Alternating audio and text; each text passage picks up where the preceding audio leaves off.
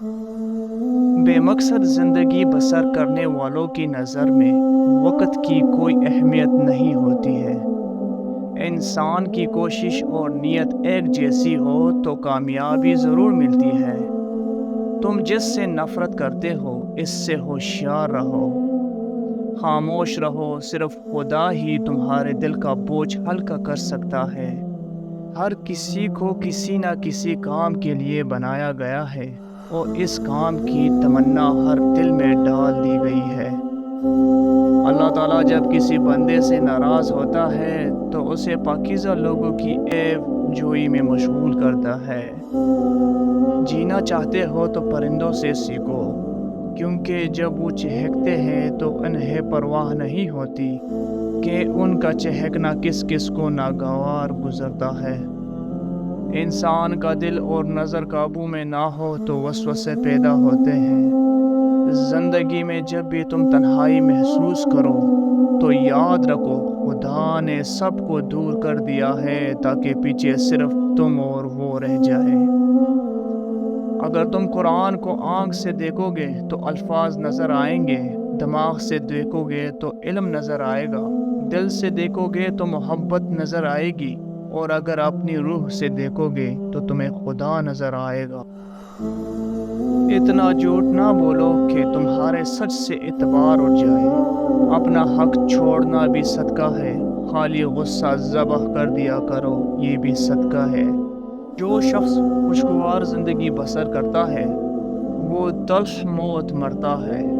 نیک لوگوں کی صحبت اختیار کرو کہ صحبت میں بڑا اثر ہوتا ہے۔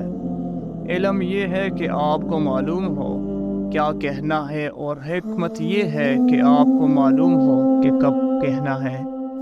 پرندہ جب اڑنے کی ٹان لے تو ہوا کو راستہ دینا ہی پڑتا ہے۔ صبر دراصل یہ ہے کہ جو تکلیف تمہیں پہنچے اس پر تم آہذاری نہ کرو۔ معزز بننا چاہتے ہو تو دوسروں کی عزت کرو، کیونکہ یہ کام معزز بندہ ہی کرتا ہے اور یہی انسانیت کا کمال ہے۔ اللہ تعالیٰ اسے ولی بنا لیتا ہے جو بندہ یہ چار کام کرتا ہے: کم کھاتا ہے، کم سوتا ہے، کم بولتا ہے اور لوگوں سے میل جول کم رکھتا ہے۔ یاد رکھو امن کا دروازہ تمہارے اپنی ہی ذات میں کھلتا ہے۔ زندگی میں دو لوگوں سے دور رہنا، ایک مصروف اور دوسرا مغرور، کیونکہ مصروف اپنی مرضی سے بات کرتے ہیں اور مغرور اپنے مطلب کے لیے یاد کرتا ہے۔ ان لوگوں کا رزق، دولت، عزت ہمیشہ کم رہتی ہے جو دوپہر کے وقت نماز ظہر ادا نہیں کرتے۔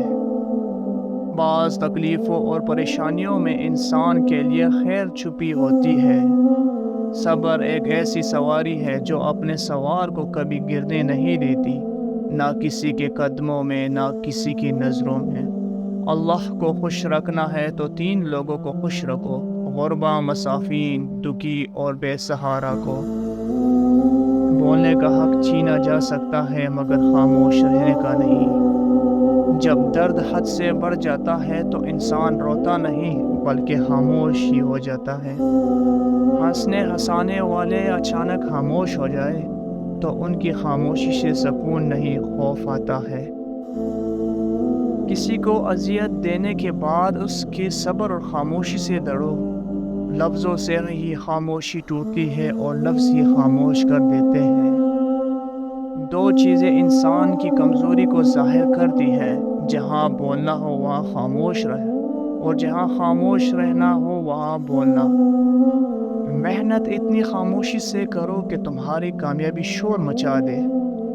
لوگ بے وجہ خاموش نہیں ہوتے، پتہ نہیں کیا کچھ سہ چکے ہوتے ہیں۔